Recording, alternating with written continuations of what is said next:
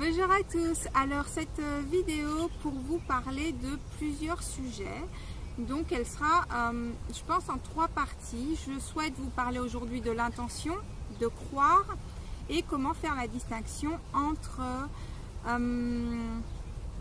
son intuition et son ego, parce que c'est une question que les personnes me demandent très souvent par email, par message, etc. Donc je vais commencer par l'intention. Comment poser une intention? Donc une intention, celle qui vous permet de réaliser ce que vous souhaitez vraiment, c'est à l'intention que l'univers se connecte. Et l'intention, c'est quoi? Ça allie en fait vos émotions avec vos pensées.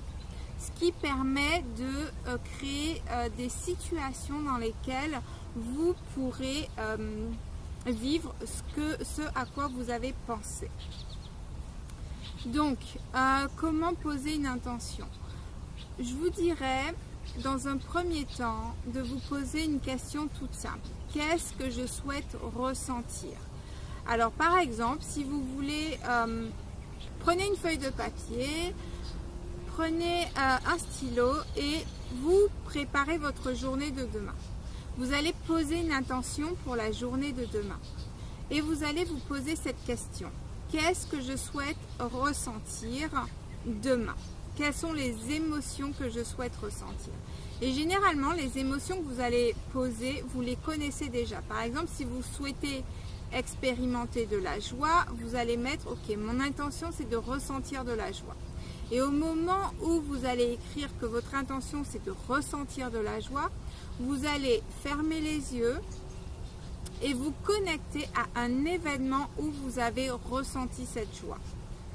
Une fois que vous avez ressenti la joie, vous savez quelle émotion vous souhaitez avoir le lendemain. Donc ça, c'est une étape bébé, je vais dire, qui vous permet de poser correctement des intentions.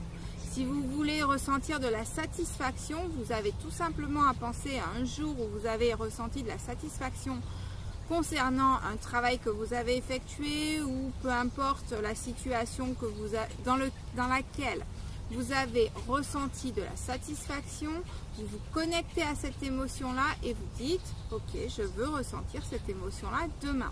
Et vous êtes sûr que le lendemain, vous allez ressentir ces émotions-là. Donc le lendemain, le soir, vous relisez ce que vous avez souhaité ressentir et effectivement vous allez constater que des événements dans la journée vous ont permis de ressentir ces émotions là. Ensuite, je voulais parler du mot croire, parce que dans la loi de l'attraction on parle de il faut demander, croire et recevoir. Donc demander, ça tout le monde sait faire. Je veux une voiture, je veux un travail, je veux une maison, je veux... Voilà, tout le monde sait faire, tout le monde sait plus ou moins ce dont il a envie, mais il faut vraiment savoir ce que vous souhaitez avoir via le cœur. Et pas juste pour être comme tout le monde ou avoir comme tout le monde. Nous avons tous des désirs différents et ce n'est pas forcément celle que la société nous inculque. D'accord? Donc, qu'est-ce que vous voulez vraiment? Qu'est-ce qui vous fera du bien vraiment? Donc, une fois que vous avez demandé ce que vous désirez vraiment, ça peut être du temps par exemple. Si vous êtes overbooké tout le temps, que vous n'arrivez pas à gérer entre les enfants, le travail, le mari et les différentes activités, si vous n'arrivez pas à avoir du temps pour vous faire plaisir, pour lire, pour faire vos passions, ça peut être une demande à l'univers. Je souhaite avoir plus de temps pour gérer telle et telle chose. D'accord? Donc, il faut vraiment vous connecter sur ce dont vous avez besoin. Ça, c'est la première chose. Donc, ça, c'est pour la demande. Ensuite, croire. Croire, c'est pas seulement une... En fait, quand on dit croire par rapport à la loi de l'attraction, c'est pas seulement dire « je crois que ça va arriver ». C'est un petit peu, quand on dit ça, ça relève plus de l'espérance. Et l'espérance, c'est une émotion inférieure à vraiment croire. Croire, c'est vraiment avoir la foi que vous ne savez pas quand, vous ne savez pas comment ça va se passer, mais vous savez que vous allez le vivre. Et en fait, c'est avoir la croyance absolue, interne. Donc ça se ressent intérieurement que cela va arriver. Et quand vous avez cette émotion interne que waouh, je sais pas comment, je sais pas pourquoi, je sais pas quand, mais je sais. Et c'est plus que croire, c'est savoir, c'est voilà, ça va arriver. Donc voilà, c'est ça croire en fait. C'est pas juste dire je crois que ça va arriver, je sais que l'univers il va le faire pour moi, mais je cherche à comprendre comment, je cherche à comprendre d'où ça va venir, je cherche à gérer la chose. Non, croire c'est vraiment je sais. Point final. En fait, c'est pas croire, c'est savoir. C'est plus fort que croire, d'accord? Réfléchissez à des moments où vous avez su que telle ou telle chose allait arriver. Vous avez su que, voilà, vous avez su. Alors que croire est un petit peu plus faible. Je sais pas si, malheureusement, bonjour toi.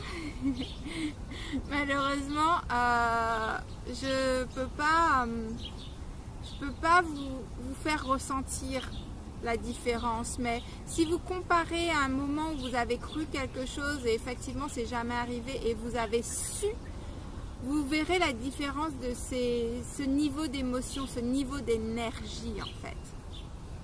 J'ai un superbe oiseau qui a décidé de rester avec moi et de faire la causette. Donc ça c'est une chose. Maintenant, je souhaite vous parler d'une chose qui revient sans cesse dans les différents messages que je reçois, c'est comment faire la différence entre l'ego et entre son intuition. Donc, quand ça vient de l'ego, alors déjà j'aimerais parler d'une chose rapidement. Je pense que je ferai une vidéo sur l'ego parce que ça me semble très important, mais je vais en parler très rapidement là. Déjà, première chose, l'ego, il ne faut pas l'éliminer. Je sais qu'il y a beaucoup de personnes qui parlent de ça. Il faut éliminer l'ego. L'ego, c'est ce qui nous empêche d'avancer, etc. Et oh, si vous éliminez l'ego, ça ne sert à rien que vous soyez sur Terre, que ça soit clair et net. Vous seriez des esprits. Si vous n'aviez pas un ego, votre ego vous permet de vivre, vous permet de mémoriser, vous permet de respirer, vous permet... En fait, votre ego, c'est un petit peu votre subconscient. Il a son importance, sinon l'univers ne l'aurait pas créé. Il faut qu'on arrête, nous, êtres humains, de vouloir modifier ce que l'univers a créé. L'univers a fait les choses parfaitement, donc il faut qu'on arrête de vouloir faire les choses à notre guise, d'accord? Ça, c'est une première chose. Par contre, travailler avec l'ego, ça, c'est excellent, d'accord? Connaître comment son ego fonctionne et le mettre à notre service et ne pas être tributaire de notre ego, ça c'est autre chose. Donc il est important de comprendre c'est quoi l'ego, à quoi il sert et comment travailler avec son ego, d'accord? Ça c'est un message qui me paraît très très important, donc je vous en fais part. Donc ça c'est une chose. Donc maintenant, comment faire la distinction entre l'ego et l'intuition? Quand vous avez une intuition, enfin, moi je vous dis comment je le ressens, ça revient au mot savoir. Vous savez, même si ça ne vous fait pas plaisir, même si ce n'est pas comme vous aviez imaginé les choses, même si ce n'est pas ce que vous vouliez exactement, vous savez que c'est une bonne chose pour vous. Vous savez que c'est la direction, même si c'est farfelu, même si ça paraît stupide, même si ça paraît sorti de on ne sait pas quelle planète, vous savez que c'est la bonne direction, vous savez que c'est la bonne chose à faire. C'est juste ce sentiment de savoir. Et quand l'ego vient se mélanger à tout ça, en général, on se pose beaucoup de questions. On se pose, on se dit oui mais c'est dingue, mais non, mais pourquoi, mais je ne saurais pas faire, mais je ne suis pas assez à la hauteur, mais voilà, vous allez vous remettre en question ou vous allez remettre en question le monde extérieur. Donc il est important de bien comprendre que votre intuition aura ce calme, vous donnera cette certitude. Au moment où vous avez une intuition, vous avez cette certitude. Par exemple, vous voulez partir, vous ne savez pas comment vous allez faire pour aller dans un pays, pour y vivre, pour avoir les données pour pouvoir y vivre, mais vous savez que c'est le chemin que vous devez prendre. Vous savez que même s'il y aura des difficultés, tout va se passer correctement. D'accord? Donc, votre intuition, c'est savoir, d'une certaine façon.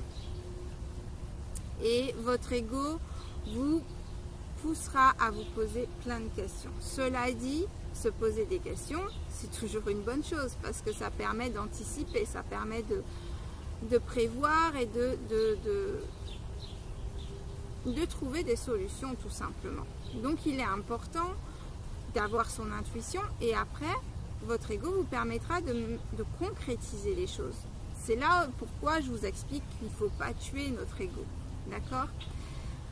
Voilà, j'ai été très distraite aujourd'hui, donc j'espère que j'arriverai à faire de bons montages. C'est les 3 sujets que je souhaitais aborder avec vous aujourd'hui.